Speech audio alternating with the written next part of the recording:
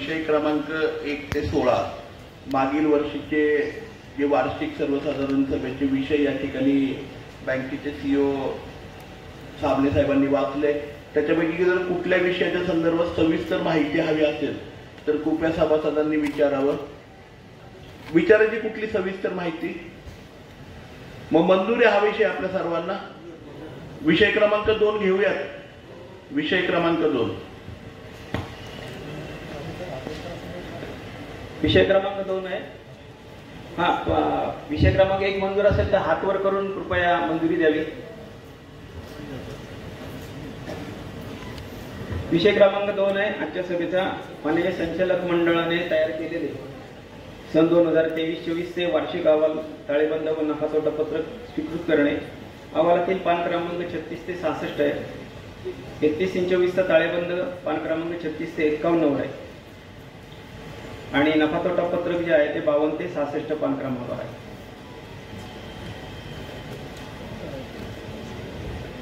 सुरुवातीला मी ताळेबंद आपल्याला थोडक्यात वाचून दाखवतो।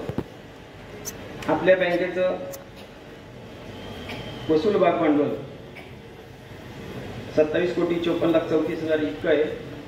गेल्या वर्षी ते 25,04,21,000 होतं, म्हणजे 2,50,12,000 ची वाढ झालेली आहे, म्हणजे 9.99% म्हणजे सुमारे 10% भाग भांडवलात वाढ झालेली आहे।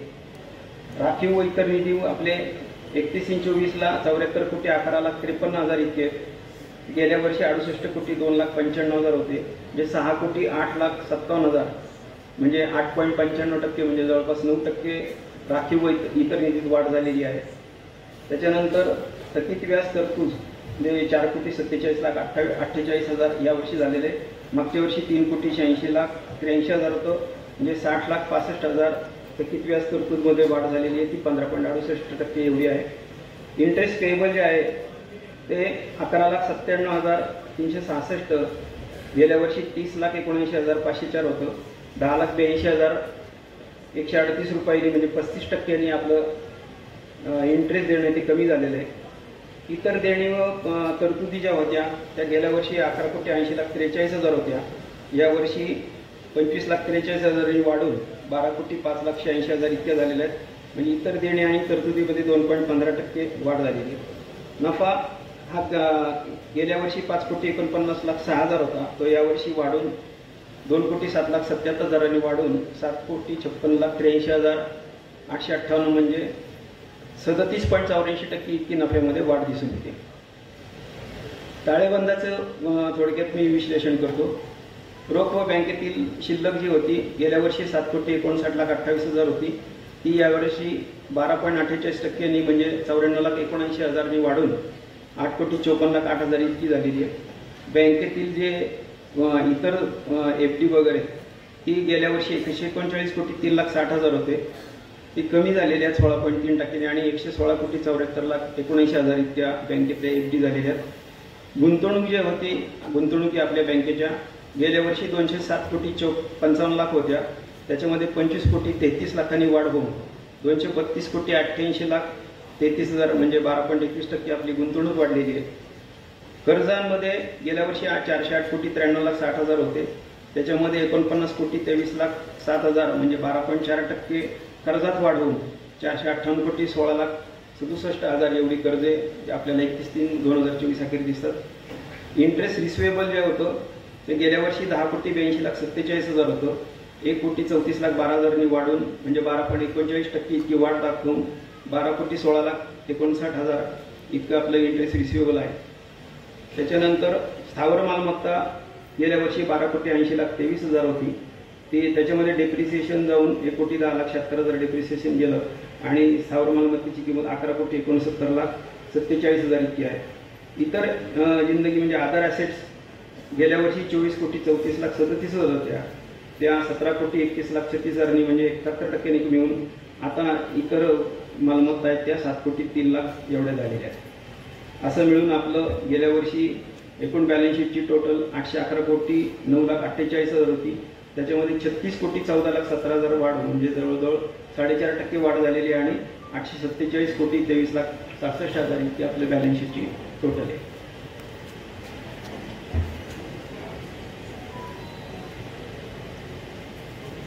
ताळेबंदाच्या विश्लेषणावर कोणाला काही विचारायचं असेल तर माहिती सांगते का नफा तोटा पत्रक वाचूया.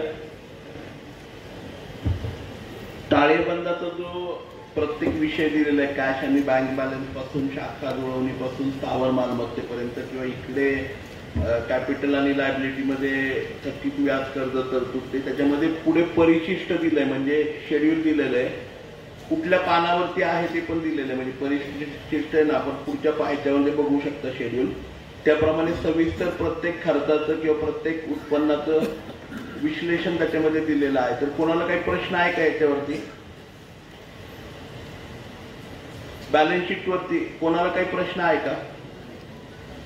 मग नफा तोटा पत्रक घ्यायचं.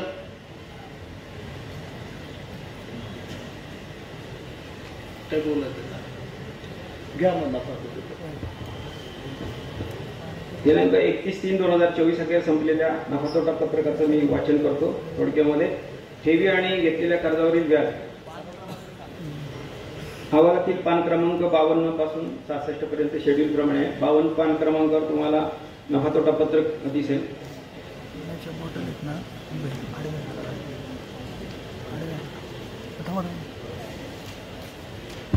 बँकेचं नफा तोटा पत्रक हे पान क्रमांक 52 पासून आहे आणि प्रत्येक खर्च आणि इन्कमच्या नंतरचा जो कॉलम आहे त्याच्यामध्ये परिशिष्ट किंवा त्याचा नंबर टाकलेला आहे. ते परिशिष्ट पुढच्या पानावरून सुरू होतं, म्हणजे पान क्रमांक 54 पासून. त्याच्यामध्ये सविस्तर सगळी माहिती आहे, कुठल्या हेडला कुठला खर्च झालाय किंवा कुठल्या उत्पन्न कशा प्रकारे बँकेला आलेलं आहे. तर आपण साबणे ते वाचून दाखवतीलच, परंतु आपली काही शंका असेल तर आपण प्रश्न विचारू शकाल. वाचा. ठेवीवरचं व्याज आपण गेल्या वर्षी 37,70,78,000 इतकं दिलं होतं. यावर्षी ते वाढून 40,19,77,000 म्हणजे 8.19% ठेवीवरच्या कर्जात वाढ झालेली आहे. नंतर सेवकांचे पगार भत्ते बोनस ग्रॅच्युटी याच्यामध्ये गेल्या वर्षी आपण 11,20,25,000 दिले होते. त्याच्यामध्ये 42,51,000 कमी होऊन म्हणजे 3.79% घट होऊन सेवकांवरील खर्च 10,77,74,000 एवढा झालेला आहे. संचालक मंडळांचे प्रवास भत्ते मीटिंगचे भत्ते याच्यामध्ये गेल्या वर्षी 7,45,000 एवढी रक्कम होती, ती 6,40,000 वाढून 13,85,000 एवढी म्हणजे 13,85,200 एवढी झालेली आहे. भाडे, वीज, कर आणि विमा याच्यावर गेल्या वर्षी आपण 246,48,00,000 एवढा खर्च केला होता. तो यावर्षी 8,55,000 कमी होऊन 2,37,93,000 एवढा झालेला आहे. कायदा खर्चामध्ये आपण गेल्या वर्षी 19,33,000 एवढा खर्च केला होता. त्याच्यातही 2,90,000 कमी होऊन यावर्षी 16,43,000 एवढा खर्च केलेला आहे. पोस्टेज, टेलिफोन, टेलिग्राम याच्यामध्ये आपण गेल्या वर्षी 5,90,735 एवढा खर्च केला होता. यावर्षी 9,047 रुपये खर्च वाढून तो 5,99,782 एवढा झालेला आहे. प्रवास खर्चामध्ये गेल्या वर्षी 10,37,819 रुपये खर्च झाला होता. 35,329 यावर्षी वाढवून 10,73,148 इतका खर्च झालेला आहे. ऑडिट फी गेल्या वर्षी 39,04,546 एवढी झाली होती. त्याच्यामध्ये 87,070 रुपयांनी घटून 38,70,000 एवढा खर्च झालेला आहे. देखभाल आणि दुरुस्तीमध्ये आपण गेल्या वर्षी 44,47,000 एवढा खर्च केला होता. त्याच्यामध्ये 3,47,000 खर्च कमी होऊन यावर्षी तो 40,99,925 एवढा झालेला आहे.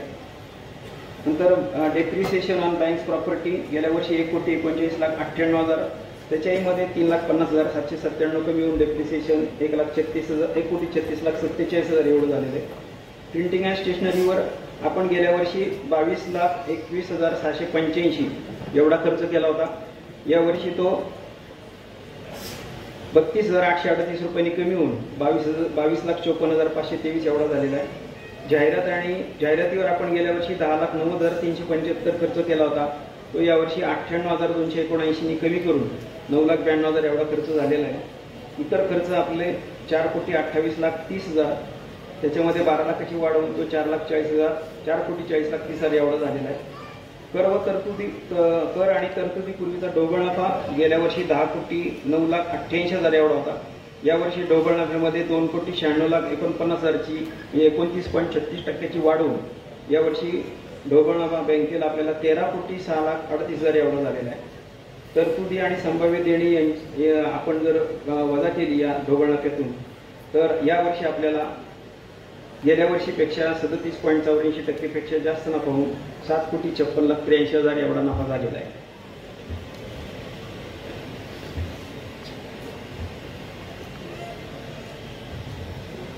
उत्पन्नाची बाजू मी वाचून दाखवतो. कर्जावरील व्याज आपल्याला गेल्या वर्षी 45,29,53,000 मिळालं होतं. यावर्षी त्याच्यामध्ये 4,46,45,000 एवढी म्हणजे 9.86% वाढ होऊन 49,76,00,000 एवढं आपल्याला कर्जावरचं व्याज मिळालं. गुंतवणुकीवरचं व्याज गेल्या वर्षी 20,97,64,00,000 एवढं मिळालं होतं. त्याच्यामध्ये 3,57,000ची वाढ होऊन 21,01,22,000 एवढं व्याज मिळालेलं आहे. त्यानंतर डिव्हिडंड आपल्याला 900 रुपये मिळाला MSC बँक आणि PDCC बँकेवरचा. त्याच्यानंतर कमिशन आणि हुंडडावर ह्याच्यावर आपल्याला 34,00,000 गेल्या वर्षी मिळाले होते. त्याच्यामध्ये 4,76,000ची वाढ होऊन 39,10,000 एवढं कमिशन आणि हुंडडावर या कोटी आपल्याला पैसे मिळालेले. नंतर सेफ डिपॉझिट लॉकर्स जे आपल्याला भाडं गेल्या वर्षी 13,30,236 होतं, त्याच्यामध्ये 40,140 रुपयाची वाढ होऊन 13,70,377 आपल्याला डिपॉझिटवरचं सेफ डिपॉझिटवरचं भाडं मिळालेलं आहे. नंतर गव्हर्नमेंट ऑफ सिक्युरिटीज याच्यामध्ये आपण गेल्या वर्षी 25,06,000 नफा मिळवला होता विक्री करून. यावर्षी 1,00,000च नफा आपल्याला मिळवता आला. इतर उत्पन्न आपलं गेल्या वर्षी 1,73,35,35,000 होतं. त्याच्यामध्ये 1,32,88,000 वाढवून यावर्षी 3,06,23,000 एवढं इतर उत्पन्न झालेलं आहे. त्यामुळे कर तरतुदीपूर्वचा ढोबळ नफा आपला 13,06,38,000 एवढा दिसतो आणि निव्वळ नफा तरतुदीनंतर 7,56,83,000 एवढा दिसतो.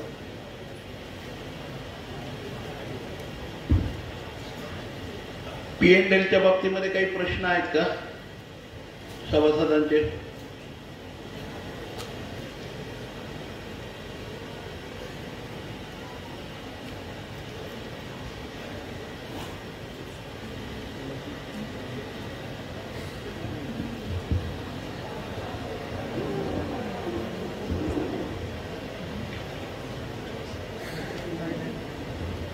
काही विचारायचे खर्चाच्या बाबतीमध्ये, इतर बाबतींमध्ये?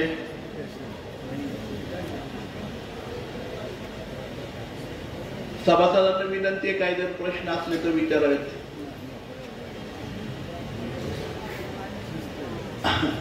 अदर एक्सपेन्सेस हा खूप मोठा विषय असतो. आपण बघितलं असेल मागच्या वर्षी आपले अदर एक्सपेन्सेस मध्ये 4,28,00,000 रुपये खर्च झाला होता. यावर्षी 4,40,00,000 रुपये खर्च झालाय. मी तरी सुद्धा थोडक्यात म्हणजे आपण प्रश्न विचारल्याने तरी सुद्धा संचालक मंडळाच्या वतीने, कारण फेब्रुवारीपर्यंत मी चेअरमन म्हणून बँकेचं काम करत होतो आणि त्यानंतर आदरणीय कोठाडे साहेब हे संत सोपानकाका सहकारी बँकेचे चेअरमन म्हणून काम करायला लागले.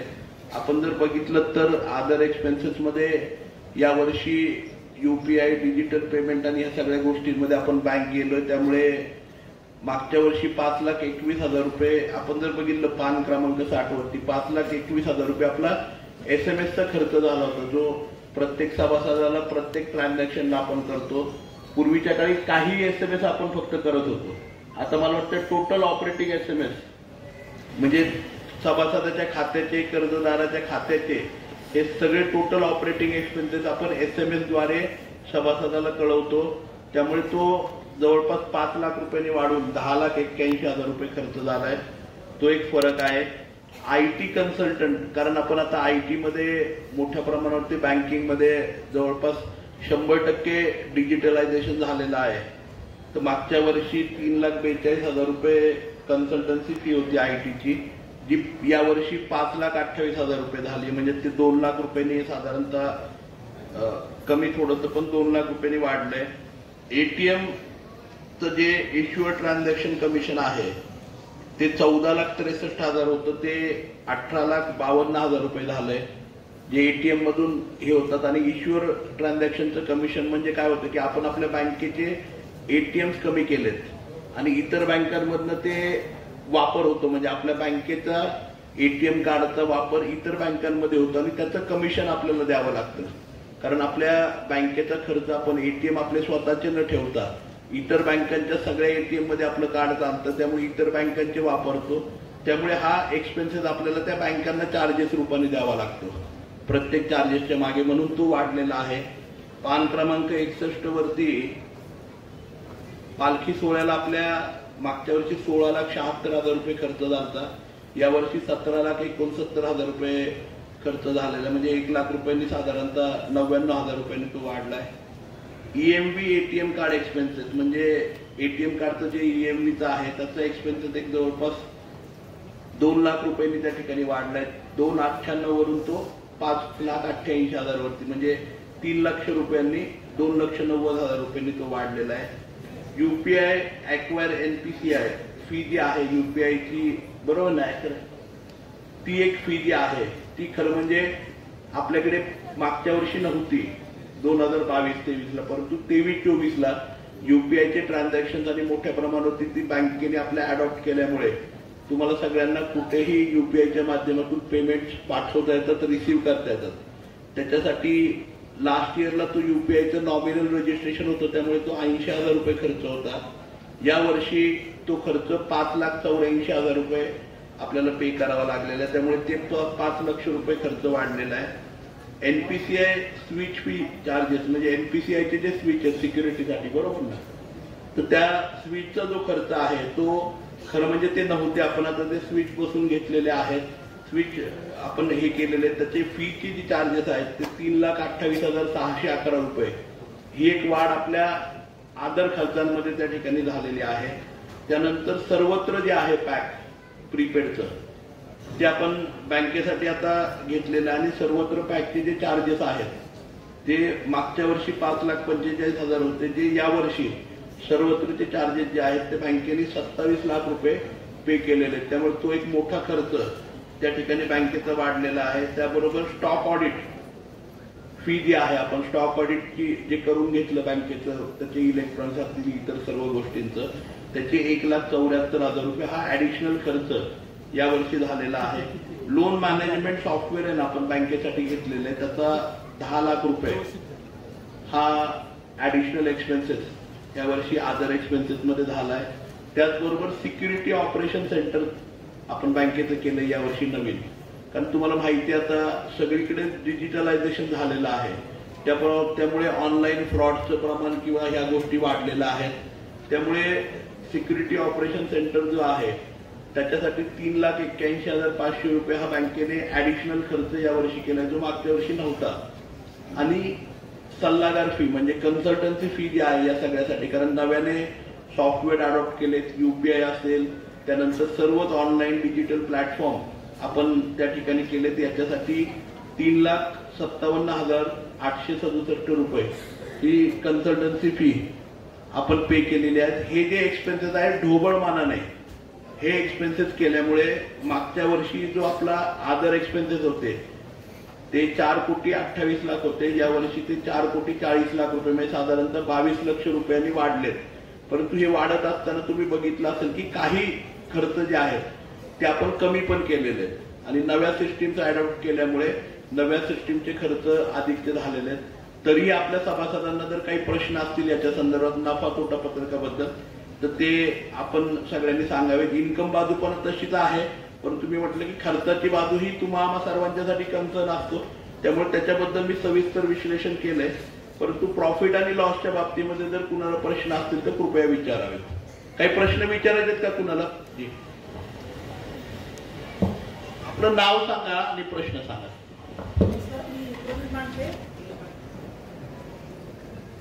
नफा तोटा पत्रकामध्ये इंटरेस्ट रिसिव्ड ऑन ऍडव्हान्सेस 9.86% वाढ झाली असं दाखवलंय, पण पहिल्या पानावर असं म्हणलं की काही सभासदांकडून त्यांची मोठी कर्जे इतर बँकांमध्ये वर्ग केली, तसेच एनपीए मधील कर्जामध्ये वसुली झाल्यामुळे एनपीएची खाती कमी झाली, परंतु अपेक्षित कर्ज व्यवहार होऊ शकला नाही. एनपीएची खाती कमी झाली तर अर्थातच अभिनंदन सगळ्यांचं. संचालक मंडळ आणि कर्मचारी वर्गांनी घेतलेल्या परिश्रमामुळे मे बी एनपीएची खाती कमी झाली, पण काही सभासदांची मोठी कर्ज इतर बँकांमध्ये वर्ग केली गेली, तर त्याचं काय कारण किंवा असं करता येईल का आणि त्याच्यावर काय उपाययोजना करता येईल का? कर्ज वाटपामध्ये काही म्हणजे एमएसएमई साठी म्हणा किंवा लेडीज महिलांसाठी काही विशेष किंवा असं स्टार्टअपसाठी वगैरे असं काही कर्ज वाटप थोडंसं वाढवून उत्पन्नाची बाजू वाढेल असं काही योजना आहे? प्रवीणजी, आपण जे विषय मांडला तो खरं म्हणजे खूप महत्वाचा आहे सहकारी बँकांच्यासाठी. आपण बघितलं असेल सातत्याने सहकारी बँका किंवा सहकारी बँक असोसिएशन आम्ही नेहमीच रिझर्व्ह बँकेला सांगतो की सहकारी बँकेचे नॉर्म सुद्धा आपण कर्ज वाटपाच्या बाबतीमध्ये शिथिल करावेत. परंतु सहकारी बँकांना प्रत्येक सेक्टरमध्ये, मग ते हाऊसिंग, आता तुम्ही बघितलं असेल या संपूर्ण वर्षामध्ये जवळपास 3 वेळा बँकेने हाऊसिंग लोन बंद केले होते.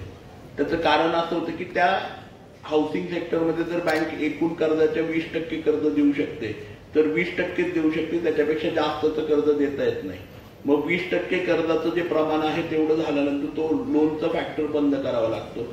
एमएसएमई मध्ये पण मगाशी सीए ओंकारने आपल्याला त्या ठिकाणी एक्सप्लेन केलं की एमएसएमई मध्ये कशा प्रकारे कर्ज घेऊ शकतो आणि आपण कशा प्रकारे एमएसएमई वाढवू शकतो. बँक सुद्धा त्याच्यासाठी खूप चांगल्या प्रकारे, आज जर तुम्ही बघितलं संत सोपान काका सहकारी बँक अवघ्या 27 वर्षामध्ये आज आपण नॅशनलाइज बँकेच्या बरोबर हाऊसिंग लोन मध्ये, एमएसएमई लोन मध्ये कॉम्पिट करतोय.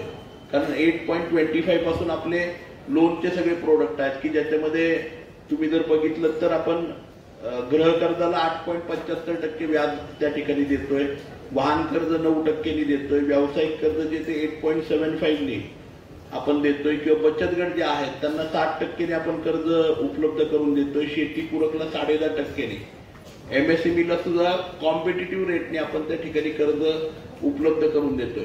परंतु आपण जे म्हटलं काय होतं की आपल्या बँकेमध्ये काही नॉर्म्स म्हणजे लिमिटेड बँकांना किंवा छोट्या बँका, बंधन सारख्या ज्या स्मॉल बँक्स आहेत त्या बँकांना लिमिट्स नाहीयेत. कॉपरेटिव्ह बँकेमध्ये लिमिट आहेत. त्यामुळे काय होतं की एखादा कर्जदार आपल्या बँकेबरोबर वाढतो. सुरुवातीला बँक 50 लाख देते, मग 2 कोटी देते, मग 4 कोटी देते, मग 7 कोटी देते, मग 12 कोटी देते. या वर्षी मला वाटतं 14 कोटी ना आपलं ग्रुपचं 14 कोटी. ग्रुप लोन मध्ये आपण एखाद्या व्यक्तीला किंवा एखाद्या संस्थेला 14 कोटीपर्यंत कर्ज देऊ शकतो. परंतु 14 कोटीच्या वरती आपल्याला कर्ज देता येत नाही. मग त्या केसमध्ये काय होतं की जसा त्याचा व्यवसाय वाढत जातो किंवा व्यवहार वाढत जातो, चांगले कर्जदार आपले हे इतर बँकांमध्ये जातात, कारण आपण त्यांना कर्ज देऊ शकत नाही. किंवा काही वेळेस काय होतं की आपण सीसी दिलेलं आहे किंवा एखाद्या डेव्हलपरला आपण त्या ठिकाणी बिल्डिंग बांधण्यासाठी पैसे दिले, परंतु त्या सेक्टरमध्ये आपले पर्सेंटेज संपलंय. म्हणजे बँक 100 कोटींपेक्षा जास्त पैसे हे हाऊसिंग डेव्हलपमेंटमध्ये नाही देऊ शकत. मग त्या काळात काय होतं की आपला चांगला कस्टमर इतर बँकेमध्ये जातो, कारण त्या सेक्टरमध्ये किंवा त्याच्या व्यवसायाला आपण कर्ज देत नाही. त्यामुळे ही खाती जी आहेत चांगली खाती ती दुसऱ्या बँकांमध्ये जातात आणि ती अडचण आपल्याकडे मोठ्या प्रमाणावरती आहे. आता खूप चांगली अकाउंट्स आपले इतर बँकांमध्ये आपण त्यांना कॅरी फॉरवर्ड केलं, ते सोपान काका बँकेबरोबर वाढले, ग्रो झाले. त्यांची इच्छा नसताना किंवा बँकेची इच्छा नसताना त्यांना इतर बँकांमध्ये जावं लागलं. त्याचं मुख्यत्वे कारण मला वाटतंय ते आहे. दुसरा त्यांचा प्रश्न होता, त्याचं एक उत्तर सामने तुम्ही द्या, जे इंटरेस्ट रिसिवेबल ऑन ऍडव्हान्सेसचं काय प्रश्न, तो काय प्रश्न होता प्रवीणजी? 4.6% वाढ झाली, पण मोठे कर्जदार गेले तर हे जरा थोडंसं पुन्हा वाढले आता. हा, काय होतं की बँकिंग मध्ये आपण सातत्याने इतर सेक्टरकडे पण वळतो. म्हणजे जरी आपले 4 मोठे कर्जदार गेले तरी आपण आणखी ऍडिशनल 10 कर्जदार घेऊन येतो. त्यामुळे तुम्ही बघितलं असेल की सातत्याने बँकेमध्ये ग्रोथ आहे. यावर्षी सुद्धा प्रॉफिटमध्ये ग्रोथ आहे, डिपॉझिटमध्ये ग्रोथ आहे, कर्ज वितरणामध्ये ग्रोथ आहे. आपण ग्रोईंग बँक आहोत. परंतु आपण तो उल्लेख का केला, कारण की चांगले कर्जदार, शेवटी कोणालाही वाटत नाही चांगला माणूस आपल्या बँकेतून दुसऱ्या बँकेमध्ये जावा, तर त्यामुळे तो उल्लेख केलेला आहे. धन्यवाद. आणखी काही प्रश्न आहेत का कोणाचे? तिकडे माईक.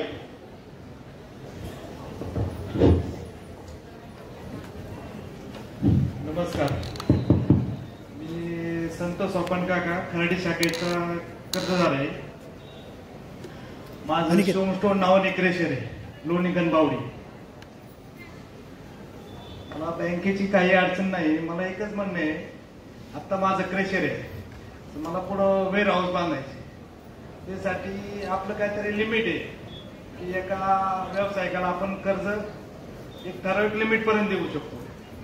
पण जर माझं जर कर्ज घ्यायची जर लिमिट संपलं तर मला भविष्यात जर वेअर हाऊस बांधायचे 1 लाख स्क्वेअर फूट या 50,000 स्क्वेअर फूट, तर आता वाघोलीमध्ये वाघोली महानगरपालिकेमध्ये गेले आणि त्याच्यानंतर लोणीकडला स्कोप आहे.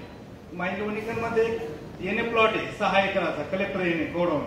त्यासाठी माझं भविष्यात प्लॅनिंग आहे की गोडाऊन बांधायचं. त्यासाठी माझं लिमिट एक संपन्न. तर मला विचार होता की लिमिट वाढू शकतं का नंतर. आतापर्यंत माझं खातं एकदम क्लिअर आहे, हप्ता एक पण बाउन्स नाही.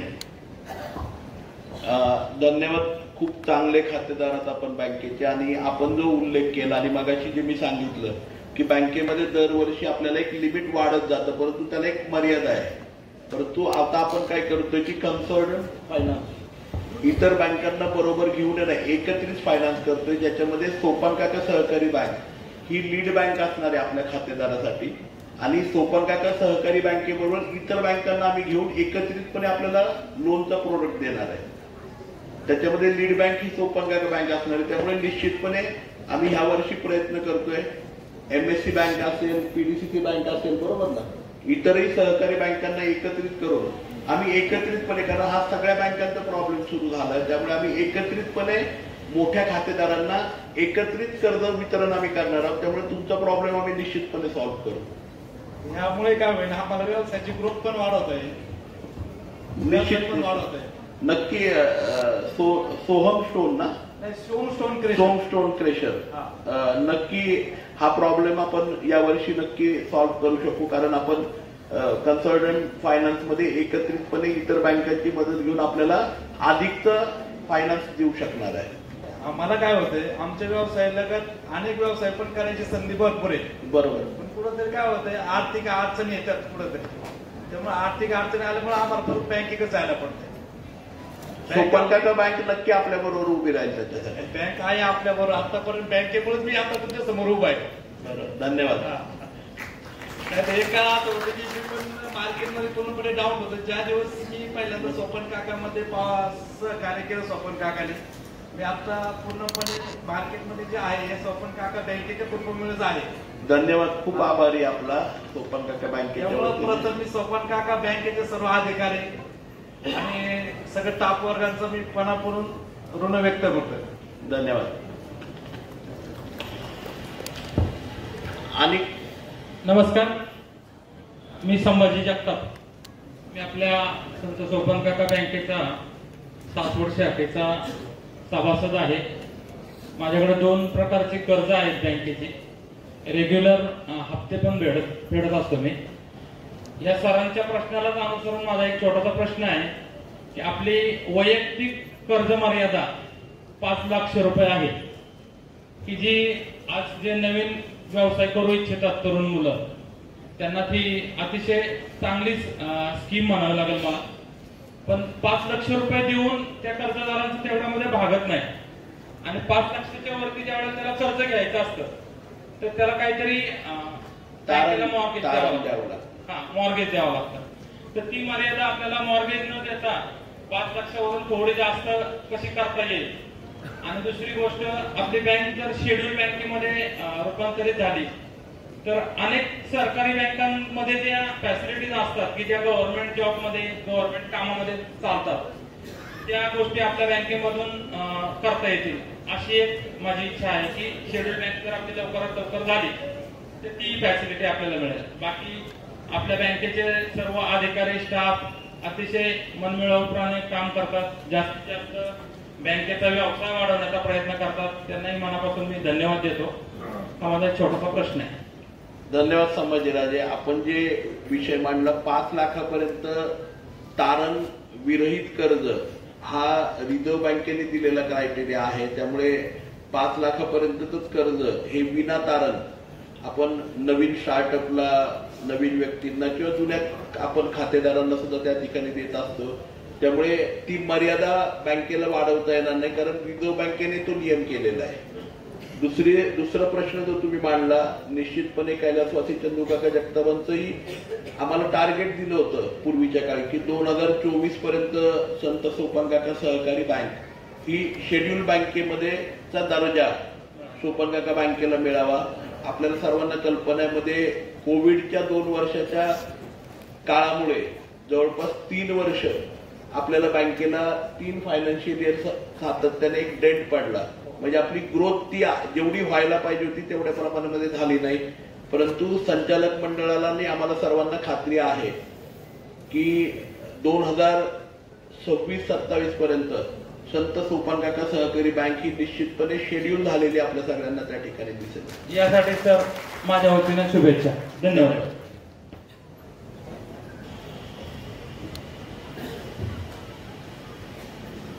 अजून काही प्रश्न आहेत कोणाला नफा तोटा पत्रकावरती? पुढचा विषय क्रमांक 2 मंजूर करण्यात विषय क्रमांक 2 मंजूर आहे का सगळ्यांना?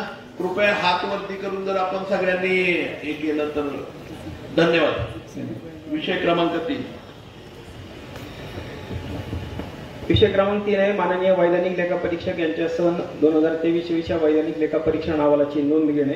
अहवालातील पान क्रमांक 9 ते 15 वर वैधानिक लेखा परीक्षक यांचा अहवाल आहे. पान क्रमांक 9 ते 15 वरती लेखा परीक्षक जे आहेत आपल्या वैज्ञानिक लेखा परीक्षक त्यांनी त्यांचा रिपोर्ट आणि त्यांचं सर्टिफिकेट हे दोन्ही आपण त्या ठिकाणी छापलेलं आहे. तर त्याच्यावरती काही प्रश्न असतील तर सभासदांनी कृपया विचारावे ही सभासदांना विनंती आहे. पान क्रमांक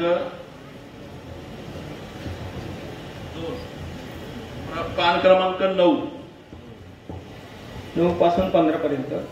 पान क्रमांक 13 वर वैधानिक लेखा परीक्षकांचा लेखा परीक्षण प्रमाणपत्र मराठीमध्ये जे दिलेलं आहे ते पाहिजे तर मी वाचून दाखवू शकतो तुम्हाला.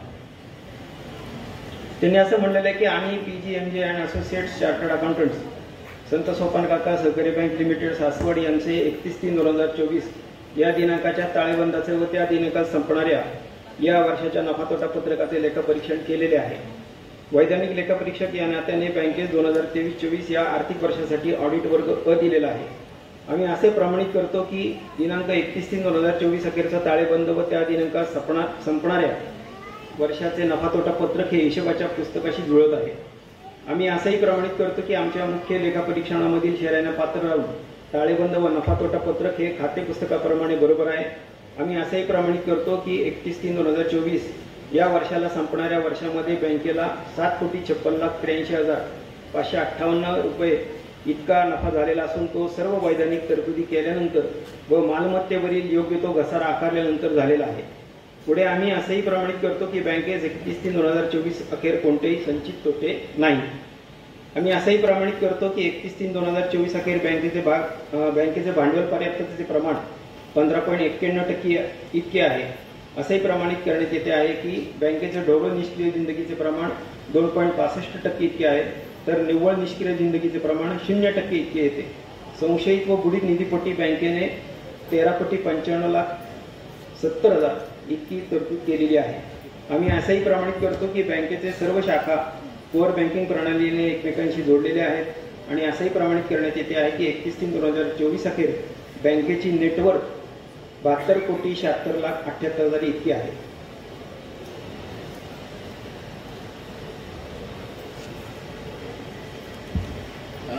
साबणेंनी आता सर्टिफिकेट बँकेचं वाचून दाखवलं. त्याच्यामध्ये सविस्तर आपल्याला A+ मला वाटतं बरोबर ना? हो, हे सर्टिफिकेशन दिलेलं आहे आणि खूप चांगले नंबर्स आपल्याला ऑडिटमध्ये त्या ठिकाणी मिळाले.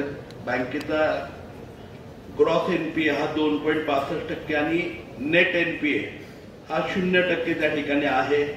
बँकेची स्वतःची नेटवर्थ ही आता 72,76,00,000 एवढी त्या ठिकाणी आहे. तर आपल्याला काही जर प्रश्न विचारायचे असतील तर आपण विचारू शकता. आपलं मागच्या वर्षी रिझर्व्ह बँकेचंही ऑडिट झालं, या वर्षीचं सुद्धा ऑडिट रिझर्व्ह बँकेचं मला वाटतं परिपूर्ण झालंय. मागच्या वर्षी आपल्याला रिझर्व्ह बँक कधी ऑडिटचं त्यांचं सर्टिफिकेशन डिस्क्लोज करत नाही किंवा सांगत नाही किंवा ते छापायची परवानगी नाहीये. परंतु ऑफ द रेकॉर्ड मी आपल्याला सांगू इच्छितो की आपल्याला A+ मध्ये रिझर्व्ह बँकेच्या ऑडिटमध्ये मार्क्स मिळाले आणि आपल्याला या वर्षी बँकेला त्यामुळे रिझर्व्ह बँकेने 2 शाखांना परवानगी आपल्याला दिलेली आहे. त्या लवकरच आपण सुरू करणार आहोत. त्याचा उल्लेख आदरणीय चेअरमन साहेब आपल्या भाषणामध्ये करतील. काही प्रश्न आहेत का विषय क्रमांक 3च्या संदर्भात? आपल्याला विषय क्रमांक 3 ला काही विचारायचंय सभासदांना? मंजूर आहे विषय क्रमांक 3? धन्यवाद. विषय क्रमांक 4.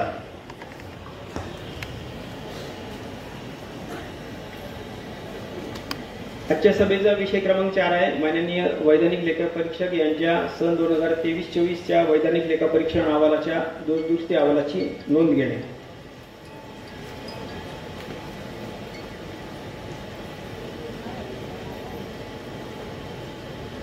माननीय वैधानिक लेखापरीक्षक यांच्या सन 2023-24च्या वैधानिक लेखापरीक्षण अहवालाचा दोष दुरुस्ती अहवाल आपण तयार केलेला आहे. दोष दुरुस्ती करण्यात येऊन वैधानिक लेखापरीक्षकांनी ते तपासून 216 मुद्दे अद्याप दुरुस्त करायचे बाकी आहेत असे कळवले आहे. सदर 216 मुद्द्यांचा अहवाल 30/9/2024 पर्यंत पूर्ण करून आपण जर त्यांना तपासणीसाठी दिल्यास माननीय सहकार आयुक्त यांच्याकडे दोष दुरुस्ती अहवाल वेळेत पाठवता येईल असे वैधानिक लेखापरीक्षकांनी कळवले आहे. तरी उर्वरित दोषांची पूर्तता करून वैधानिक लेखापरीक्षकांकडून तपासून 30/9 पर्यंत तो सादर केला जाईल सहकार खात्याकडे. तरी विषय क्रमांक 4 ला मंजुरी देण्यात यावी ही विनंती. बोला ना, तिकडे माईक द्या. बोला.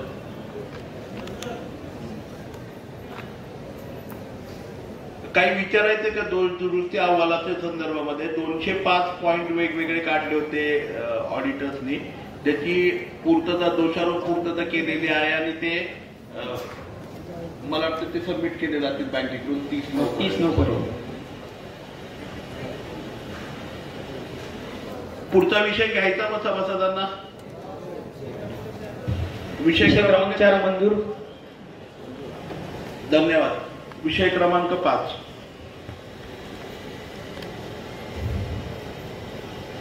विषय क्रमांक 5 आहे आजच्या सभेचा. माननीय संचालक मंडळाने शिफारस केलेल्या सन 2023-24च्या नफा विभागणीस मान्यता देणे व लाभांश जाहीर करणे. बँकेचा सन 2022-23चा शिल्लक नफा अहवालातील पान क्रमांक 8 वर आहे. 300 रुपये अधिक चालू वर्षाचा म्हणजे सन 2023-24चा नफा 7,56,83,558 असा एकूण नफा 7,56,83,858 याची वाटणी खालील प्रमाणे करावी अशी संचालक मंडळाची शिफारस आहे. वाटणीसाठी एकूण नफा आपल्याकडे 7,56,83,858 एवढा आहे. याच्यामधून 35% राखीव निधीकडे आपण म्हणजे 2,64,89,400 रुपये इतके वर्ग करतोय. 9% लाभांश आपण 31/3/2024च्या भागभांडवलावर करतोय. 2,25,37,923 रुपये 75 पैसे. बँकेच्या निवडणूक निधीसाठी 48,000 रुपये आपण नफ्यातून बाजूला काढतोय. 5% शिक्षण निधीला 37,84,200 रुपये एवढा रक्कम वर्ग करतोय. तंत्रज्ञान विकास निधीकडे आपण 10% म्हणजे 75,68,360 वर्ग करतोय. सभासद कल्याण निधीसाठी आपण 7 लाख वर्ग करतोय. सेवक कल्याण निधीसाठी 10 लाख वर्ग करतोय. इमारत निधीसाठी 1,11,55,674 रुपये एवढे वर्ग करतोय. आणि आकस्मिक खर्च निधीकडे आपण 4 लाख 4 लाख रक्कम वर्ग करतोय. आणि धर्मादाय निधीसाठी आपण 20 लाख एवढी रक्कम आपण वर्ग करतोय. असा एकूण नफ्याचा विनियोग 7,56,83,558 रुपये एवढा आपण म्हणतोय. आणि पुढील वर्षासाठी 300 रुपये एवढी शिल्लक राहतील. काही प्रश्न विचारायचे का सभासदांना नफा वाटणीच्या संदर्भामध्ये? आहे काय प्रश्न?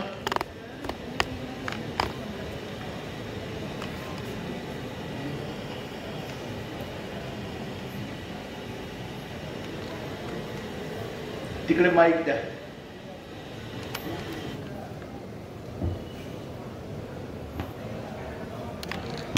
सभासदांना विनंती, आपलं नाव आणि की बरं होईल ब्रांच. धन्यवाद. बोला काका, बोला. बसून बोललं तरी चालेल.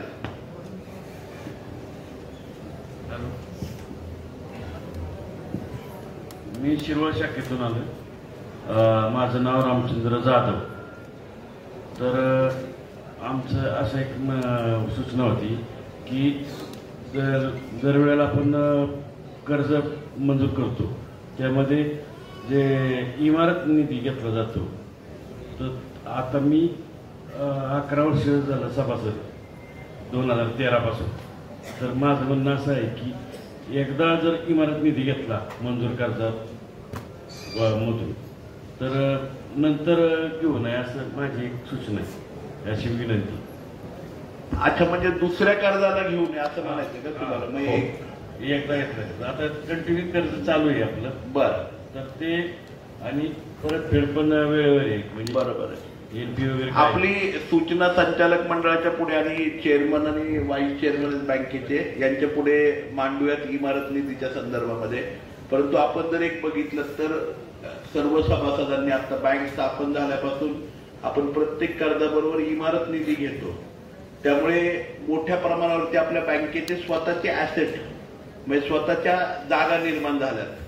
त्यामुळे जर तुम्ही बघितलं आपण एकूण ह्याच्यामध्ये व्याप्त प्रमाणामध्ये आजही आपण नॅशनलाइज बँकांच्या बरोबर किंवा ह्याच्याबरोबर कॉम्पिट करू शकतो, कारण आपल्याकडे भाड्याच्या ज्या शाखा आहेत त्या कमी झाल्यात आणि स्वतःच्या जागांमध्ये आपण परावर्तित होत चाललोय. आपले ऍसेट वाढत चालल्यात आणि त्या केवळ तुम्हा सभासदांच्यामुळे झालेलं आहे इमारत निधी. परंतु आपण जी सूचना केली आहे त्याच्यामध्ये काय बेस्ट करता येईल ते आपण संचालक मंडळाच्या मीटिंग पुढे निश्चितपणे मांडूयात. ही आपली जी सूचना आहे शिरवळचे रामचंद्रजी जाधव साहेबांची. धन्यवाद. अजून काही प्रश्न आहे का कोणाचा? आपल्याकडे आजही मला वाटतं बँकेमध्ये 18 पैकी किती शाखा आपल्या ओन नाहीये? 3 शाखा स्वतःच्या जागेच्या मालकीत आहे. 18 पैकी प्रशासकीय कार्यालय आणि रजिस्टर्ड कार्यालय हे देखील आपल्या स्वतःच्या मालकीचे आहे. परंतु आपल्या सूचनेचा निश्चितपणे आपण करू की काय करता येईल, म्हणजे ऍटलिस्ट कमी करता येईल किंवा ते स्किप करता येईल सेकंड लोनला, त्याच्याबाबत निश्चितपणे विचार करू. अजून काही प्रश्न आहे का कोणाचा? नफा विभागणीच्या संदर्भामध्ये काही विचारायचंय कोणाला?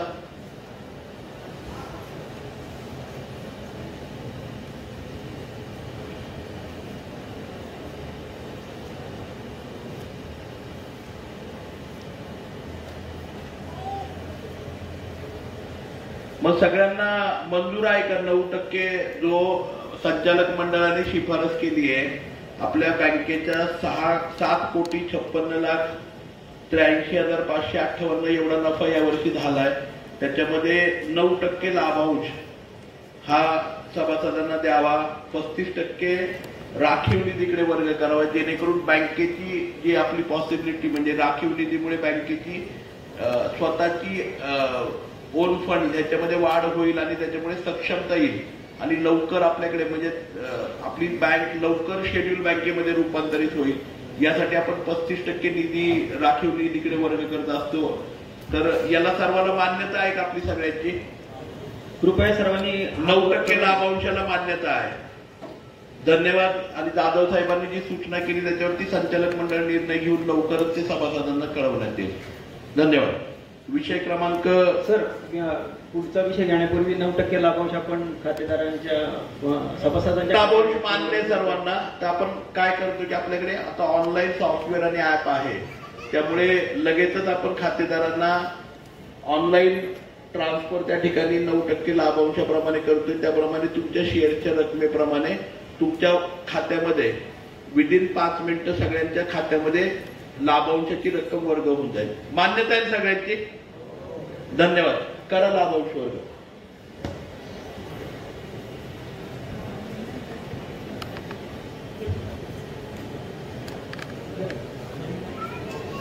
रक्कम वर्ग झालेली आहे. तुम्हाला SMS पण यायला सुरुवात होईल. एकूण 12,422 सभासदांच्या खात्यावर 1,83,89,056 रुपये 50 पैसे इतकी रक्कम डिव्हिडंड पोटी जमा झालेली आहे.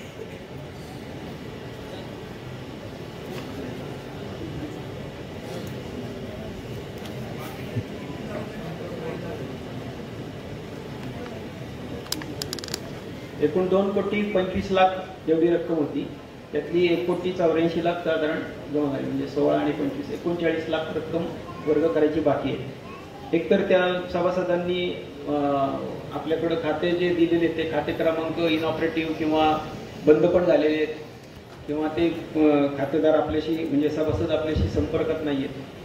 तर त्यांनी आपले आम्ही अहवालामध्ये दिलं होतं की 22 पर्यंतचा 23 अखेरचा सभासद लाभांश जमा झाल्याची खात्री करून घ्यावी. ज्यांचा नसेल झाला तर तो 30/9 पर्यंत तो जमा करून घ्यावा, नाहीतर मग तो आपल्या रिझर्व्ह फंडाकडे वर्ग होतो 3 वर्षाचा लाभांश थकीत असेल तर. ज्या सभासदांना मेसेज आले नाहीत किंवा काही तर त्या सभासदांना विनंती आहे की तुमचे अपडेशन बँकेमध्ये जाऊन मोबाईल नंबरचा किंवा जर केवायसीचे असतील तर ते पूर्ण करावे, जेणेकरून लाभांश लगेचच्या लगेच आपल्या खात्यावरती त्या ठिकाणी वर्ग होईल. मेसेजेस येतील सगळ्यांना. साबणे म्हणले आलेत, परंतु मी चेक केलं, मला अजून पोहोचला नाही SMS. धन्यवाद. आपण विषय क्रमांक 6 घेऊयात. नाही, काही सभासदांनी काय केलेलं असतं की SMS ला DND रजिस्टर केलं असतं, म्हणजे डू नॉट डिस्टर्ब. तर त्या लोकांना पण मेसेज येत नाही. तर निदान आपण तरी आमच्या DND काढा आणि सभासद आपल्या लाभांशाची रक्कम जाहीर झाल्याची खात्री करा. धन्यवाद. विषय क्रमांक 6 आहे आजच्या सभेचा सन 2023-24 अंदाजपत्रक व प्रत्यक्ष स्थिती याची नोंद घेणे आणि सन 2024-25 अंदाजपत्रक आणि त्या अनुषंगिक योजनांना मान्यता देणे. अहवालातील पान क्रमांक 67 आणि 68 वर याची विस्तृत माहिती दिलेली आहे. पान क्रमांक 67 वरती आपल्या संस्थेचं अंदाजपत्रक आणि मागील वर्षीचा प्रत्यक्ष खर्च आणि उत्पन्न याच्यातली तफावत, ह्या दोन्ही गोष्टी त्या ठिकाणी दिलेल्या आहेत आणि त्याची कारणंही समोर दिलेली आहेत. आणि येणारं वर्ष 24-25 याचं अंदाजपत्रक सुद्धा आपल्या सगळ्यांच्या समोर मांडलेलं आहे. तर काही सभासदांचे जर प्रश्न असतील तर कृपया विचारावेत ही विनंती आपल्याला. हे अंदाजपत्रक बनवताना आपण ठेवी आपल्या 31 मार्च 25 अखेर 794 कोटी 25,15,000 एवढ्या होतील. कर्ज आपली 518 कोटी 31,57,000 होती. म्हणजे ठेवीमध्ये वाढ आपण 10.12% धरलेली आणि अपेक्षित वाढ कर्जामध्ये 13.13% धरली आहे. गुंतवणुकीमध्ये आपण 365 कोटी 6,63,000 एवढी गुंतवणूक होईल 31 मार्च 2025 अखेर. म्हणजे ती वाढ देखील 21.81% असेल. आणि भागभांडवल आपलं 30 कोटी 29,50,000 म्हणजे साधारण 10% आपलं भागभांडवलातील वाढ होईल. आणि CD रेशो आपला 65.26% असेल. या मूलभूत गोष्टींवर आपण 2024-25 अंदाजपत्रक तयार केलेलं आहे. ते पान क्रमांक 66 आणि 67 वर दिलेलं आहे. 67 आणि 68 वर.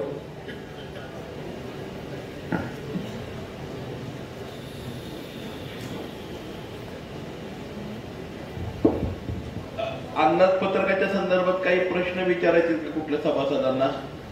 पान क्रमांक 67 वरती अंदाजपत्रक आहे आणि मागील वर्षीचंही खर्च आणि उत्पन्नाच्या बाबतीमध्ये कारणही त्याच्यामध्ये दिलेली आहेत. जर खर्च जास्त वाढले तर का वाढलाय आणि उत्पन्न कमी झालंय तर का झाले ते. तर काही प्रश्न आहेत का आपले?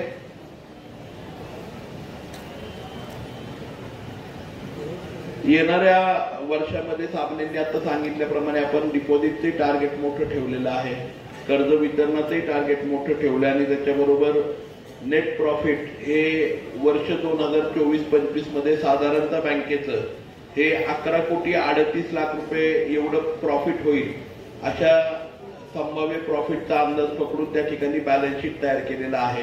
जर सर्व सभासदांना मान्य असेल तर विषय पुढचा घेता येईल. विषय क्रमांक